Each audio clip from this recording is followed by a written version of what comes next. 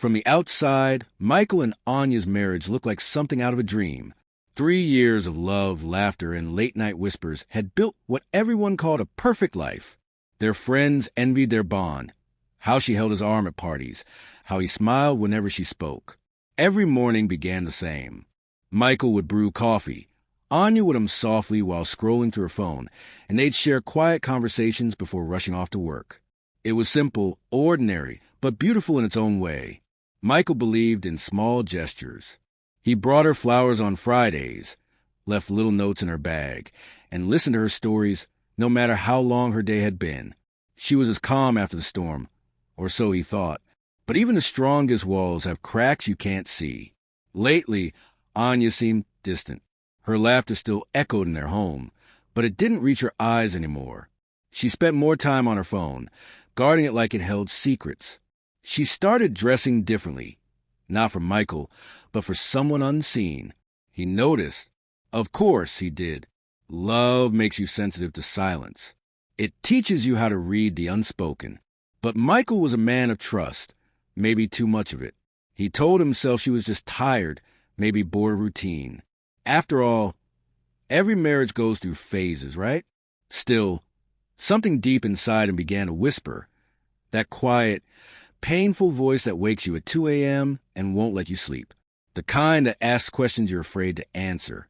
One evening, as Anya laughed at something on her phone, Micheal watched her from across the room. The way her lips curved, the sparkle in her eyes. It wasn't the kind of smile people gave to a joke. It was the kind that came from connection, from warmth. He smiled back, but his heart tightened. He didn't know it yet, but that night marked the beginning of the end of the life he thought was perfect. Because sometimes betrayal doesn't walk in loudly. It slips in quietly. Through a smile, a message, a look that lasts a second too long. The morning after that uneasy night, Micheal woke up before dawn. The house was quiet. Too quiet. Anya was still asleep beside him, her phone glowing faintly on the nightstand. For a moment he stared at it, tempted to reach for it, but he couldn't.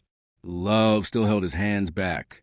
He went through his day pretending everything was fine, but his heart refused to listen. Every time his phone buzzed, he wondered if hers did too. Every time she smiled at nothing, he felt something twist inside him. Days passed, and Anya's excuses began to pile up. I'm working late. There's a team dinner. Don't wait for me. Micheal wanted to believe her, but trust without truth is just denial wearing a smile.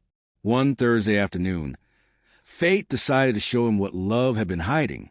Micheal had finished a client meeting early and thought of surprising Anya at her office with her favorite coffee and a bunch of sunflowers. Her favorite. When he arrived, the receptionist looked puzzled. Anya? She took the day off, she said casually. Michael's heart skipped a beat. Are you sure? Yes, sir. She called in sick this morning. Something inside him froze. Without thinking, he drove aimlessly through the city, unsure where to go, just following instinct. And then he saw it. Anya's car, parked outside a small cafe on the quiet side of town. Through the glass window, he saw her, sitting across from a man he'd never seen before. Their hands were close, their smile soft, familiar. Her face, the one he thought he knew, was lit with a warmth that hadn't touched him in months. He stood there, frozen, watching the scene unfold like a cruel play written behind his back. 1,000 thoughts raced through his mind. Anger, disbelief, heartbreak, but not a single word left his lips. He turned away, his eyes burning, his chest heavy. That moment, something inside Micheal broke quietly, not loud, not dramatic, but deep. And as he drove home in silence, one thought echoed in his mind. I saw the truth today, and it didn't even flinch when it saw me. That night, Micheal sat in his car long after reaching home. The engine was off, but his mind wouldn't stop running.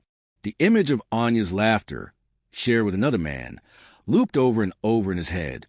He wasn't angry. Not yet. Anger is loud. Heartbreak is silent. He walked inside, and there she was, curled up on the couch, pretending to watch TV. Rough day? She asked with soft smile, hiding her lies behind casual words. Yeah, he replied, his voice calm. Too calm. Just long. They exchanged polite small talk, kissed goodnight, and went to bed. But Michael didn't sleep. He stared at the ceiling, feeling every lie between them like a wall growing taller by the minute. By morning, something in him had changed. The man who once avoided confrontation now wanted the truth, not through arguments or tears, but through proof. Over the next few days, Michael became someone new, quiet, observant, strategic. He noted Anya's patterns, her calls, her sudden overtime shifts, the places she said she was versus where her car actually went. He didn't confront her. He prepared. A friend from his tech circle helped him install a GPS tracker on her car and link her cloud storage to his phone. It felt wrong, invasive even, but so did betrayal. Within a week, the truth unfolded completely. The man from the cafe had a name, Ethan Miller, a senior manager at Anya's company. Married, 2 years. His wife's name, Lena. Michael stared at the screen showing their pictures, a strange calm settling over him.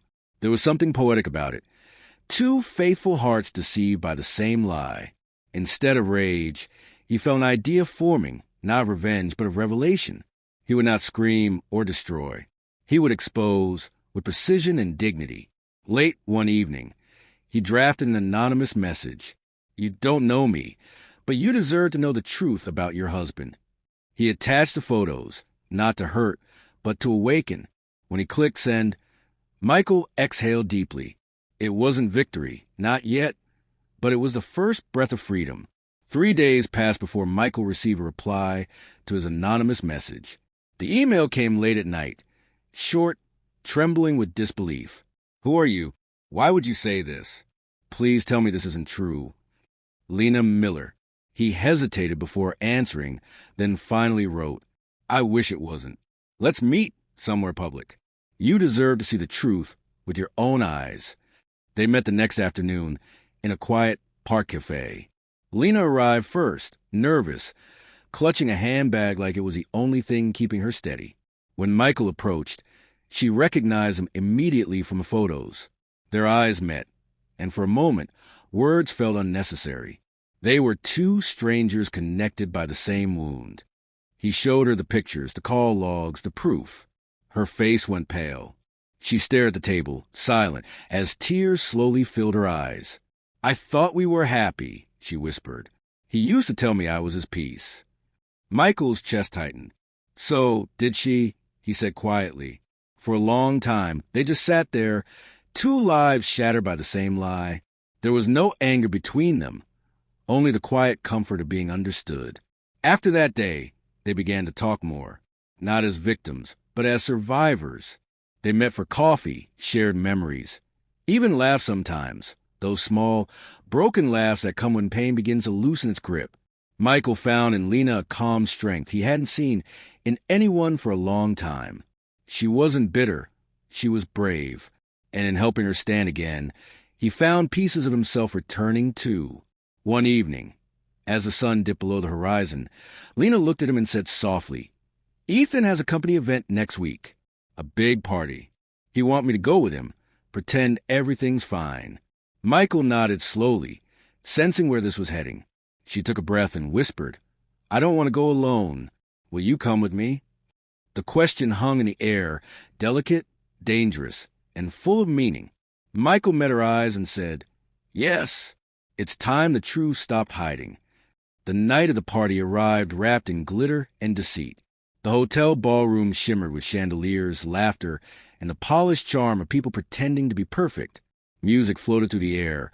Glasses clinked, and smiles had secrets. Michael stood beside Lena at the entrance. She looked stunning in a sleek black dress. Her eyes steady though her hands trembled slightly. Michael offered her his arm, whispering, You don't have to do this. I do, she replied. Not for revenge, for closure. As they stepped into the room, heads began to turn. It wasn't because of who they were, but because of who was watching them. Across the hall, Anya froze mid-laugh. The color drained from her face. Standing next to her was Ethan, his confident grin vanishing the moment he saw Michael, the husband he had betrayed, walking in with his wife. For a moment, the air itself seemed to stop moving. The chatter dimmed. Glasses hung midair. Only the slow thump of the background music filled the silence between four pairs of eyes. Michael smiled politely, the kind of smile that hides storms. "Evening, Anya. You look surprised." Her lips parted, but no sound came out. Ethan stammered, "Michael, this isn't what it looks like." Lena cut him off sharply. "No, Ethan. For once, it's exactly what it looks like." Guests nearby began whispering, sensing the tension thickening like smoke. The host continued his speech at the podium, unaware that the real drama was unfolding near the champagne table. Michael and Lena walked past Anya and Ethan, calm and composed. Every step felt like taking back something stolen: dignity, truth, self-respect. When they reached the center of the room, Michael turned to Lena. "Ready?" he asked softly. She nodded. They raised their glasses, smiled for the crowd, and whispered to each other, not out of malice, but out of quiet triumph. For the first time in months, Michael wasn't the broken one. He wasn't the victim anymore. And as Anya's eyes filled with panic, he realized something powerful. Sometimes, the loudest revenge is walking in with grace while they drown in guilt. The party had just begun, but for some, it was already over. For a while, the night continued like a fragile illusion. People danced, laughed, and raised glasses, but the four of them, Michael, Anya, Ethan, and Lena, stood in the same room, breathing the same air heavy with tension. Anya tried to avoid Michael's gaze, her smile forced, her laughter hollow. Ethan clung to small talk, pretending everything was fine. But guilt has a scent, and it lingered around him like smoke after a fire. Lena leaned toward Michael and whispered, "Ready to end this?" He nodded slowly. He wasn't here for revenge, but truth deserved a voice. When the host announced the charity presentation, Michael stepped forward, asking for a moment to speak. The microphone squeaked softly as he began, his voice steady and clear. "I'm Michael Hayes," he said, scanning the crowd. "I was invited here tonight as a guest. But sometimes guests bring stories worth hearing." Anya's eyes widened. Ethan's grip on his glass tightened until it cracked slightly. Michael continued, "I came here with Lena Miller, a woman whose husband works here, and we recently discovered something we both deserve to know, that our partners shared more than business meetings." A ripple spread through the room. Gasps, murmurs. Heads turned toward Anya and Ethan, who stood frozen like actors caught mid-scene. Anya's voice broke the silence. "Michael, please, this isn't the place." "No," Michael said softly. "This is exactly the place. The truth doesn't need a stage. It just needs a moment." Lena stepped forward then, holding up her phone. "For months, we've been lied to, but tonight we end that story." She played a short clip, a recording of Ethan's messages, undeniable and raw. The room erupted. Guests whispered. Phones came out, and the facade of perfection shattered in seconds. Ethan tried to grab the phone. Anya burst into tears. Michael didn't shout.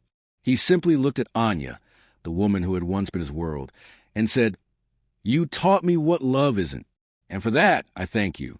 He turned, offered Lena his hand, and together they walked out. Behind them, the applause was silent, but the whispers followed like fire through dry grass. The explosion wasn't in the noise.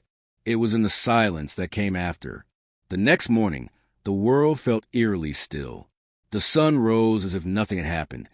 But for those four people, everything had changed. News of the party scandal spread fast, whispered among colleagues, shared in private messages, retold with half-truths and heavy judgment. But Michael didn't care anymore. He had lived through the storm.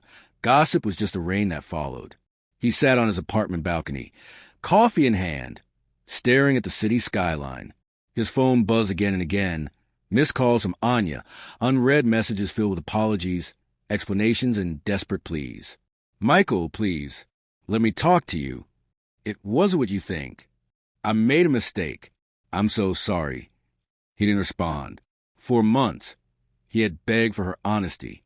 Now that she was ready to speak, he no longer needed to listen. Later that day, Lena came by. She looked tired but composed, her strength returning piece by piece.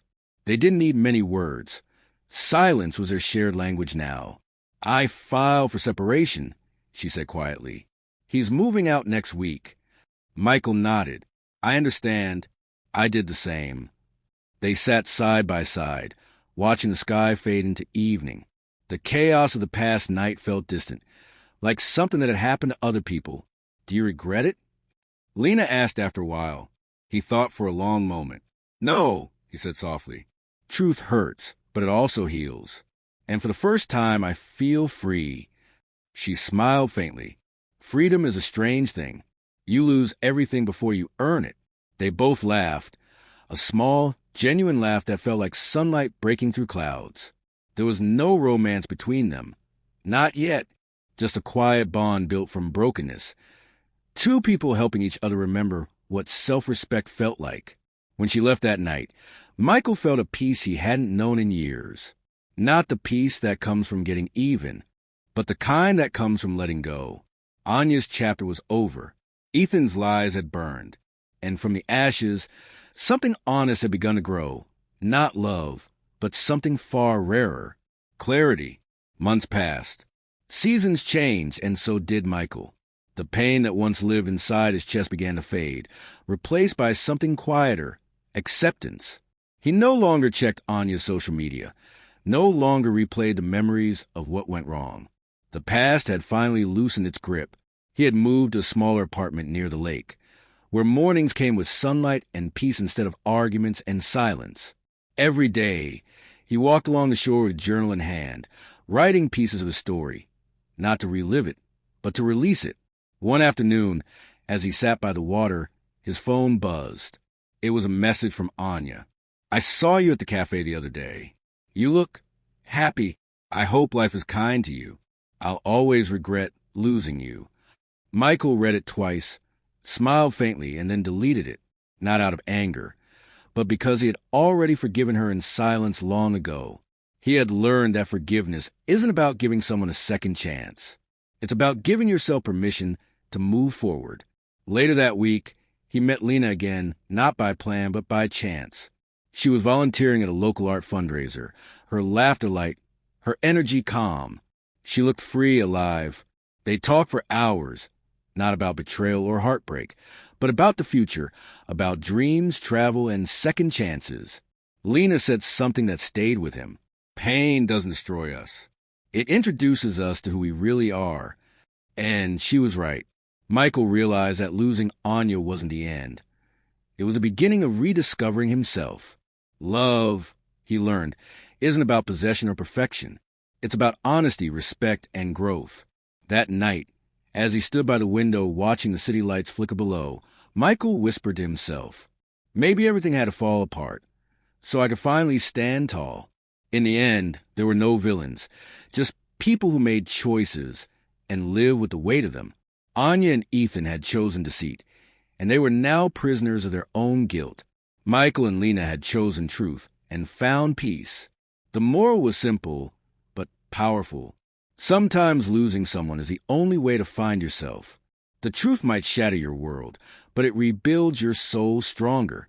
And revenge will never feel as satisfying as walking away with your head high. The scars remained, but they no longer hurt. They were just proof that he had survived, healed, and grown. As Michael closed his journal that night, he smiled and whispered, the story is over, but my life, my real life, has just begun.